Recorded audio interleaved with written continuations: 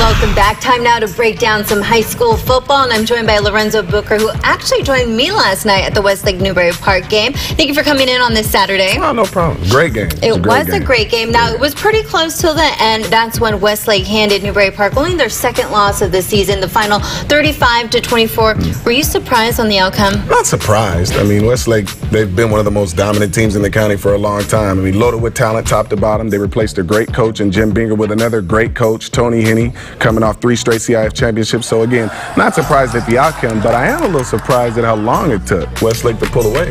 Right. Now, for a lot of people who went to the game, we didn't see a lot of their star running back, that'd be Chase Jasmine, because he suffered a bruised hip on the first drive. That's when their cornerback, Daniel Fox, came in to replace him. It was his first time playing running back. Were you surprised at this kid's performance and what he did last night? Definitely surprised at that. I mean, it's enough to ask anybody who's coming in second string to come in and pick up the slack for a starter, but especially a defensive player coming in on the offensive side of the ball. 129 rush yards, 3 touchdowns. Look, if Newbury Park was going to even have a chance, it was going to be if Chase Jasmine didn't have a bad game. You never want to see somebody go off because of injury, but Newbury Park tried to take advantage of it. They didn't. Like I said, Daniel was able to come through with a big performance.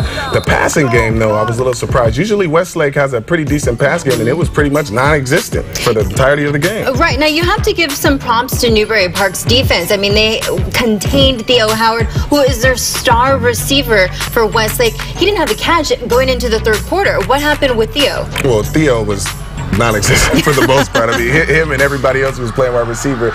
This is a different Westlake team. Again, new coach, Tony Henney, likes to hang his hat on running the ball, and with a running back like Chase Jasmine, I mean, how can you not? I mean, the guy is super explosive. Again, Daniel Fox came in, had a great game, but Theo Howard, they were missing that passing game. Just when you thought Newbury Park was about to pull away and they had complete control of the game, your big players step up at big times in big games. That's exactly what Theo Howard did. Caught a screen with 70-plus yards. Here comes Westlake. Now, we're going to save the best for last. That would be Newbury Park's quarterback in Cameron Rising. This kid is a sophomore. Now, despite the loss, he was so impressive last night. I mean, as a sophomore, he threw for 266 yards, 3 touchdowns. Can you just break down what this kid means for a Newbury Park team being a sophomore? Cameron Rising was amazing. I mean, that's exactly what we saw, the rise of the next star here in the county. I mean, that dude was asked to do a lot last night. Just a sophomore. Newbury Park's running game was virtually non-existent. 250-plus pass yards, 3 touchdowns, no turnovers against a team like the Westlake Warriors. I mean, for a minute there, they had control of the game. But you know what? Even though his numbers were amazing, I thought the most important thing was that his accuracy was just on point, especially rolling away from coverage, throwing the ball across his body. Westlake ran man coverage all night. I mean, and why wouldn't you when you have that kind of superior talent? That means Cameron had to have pinpoint accuracy, which he did. He forced Westlake, to stop running man coverage and go in the zone so they could get more eyes on Cameron and get more bodies around the ball when he threw it. That is the ultimate respect. He's already been offered by Cal Berkeley, already been offered by Washington State, USC, Oregon State, Arizona, and way out there in the SEC, Vanderbilt is soon to come. The most impressive stat, though, for me, for Cameron, 31 touchdowns on the year, not 1 pick. 1 pick, I'm sorry, impressive. 1 pick. 1 pick, yeah. That's still impressive. And he's a sophomore, one of the top quarterbacks in the county.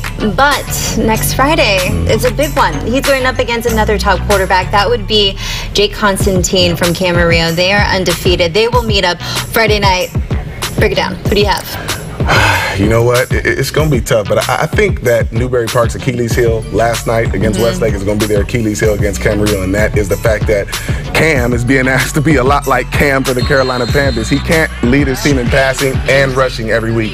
Camarillo is much more balanced. Jake Constantine is just as accurate and as good as anyone else out there, and Isaiah Otis will be the key factor. Not to mention, Camarillo has experience in playing against a player like Cameron Rising. Remember, just a few weeks ago, they did the impossible and stopped Mr. Amazing out there at St. Bonaventure, Darius Vines. They have experience in stopping a mobile, accurate quarterback. I think their defense wins the game, and their balance with Isaiah Otis ends up being the key. So is it going to come down to the wire? I think it's going to come down to the wire. It will, but I think the Scorpions will end up pulling it off. All right, well, you heard it here. We'll have to wait and see next week, see who pulls off this incredible win. That's going to do it for us in sports, and news will return right after this.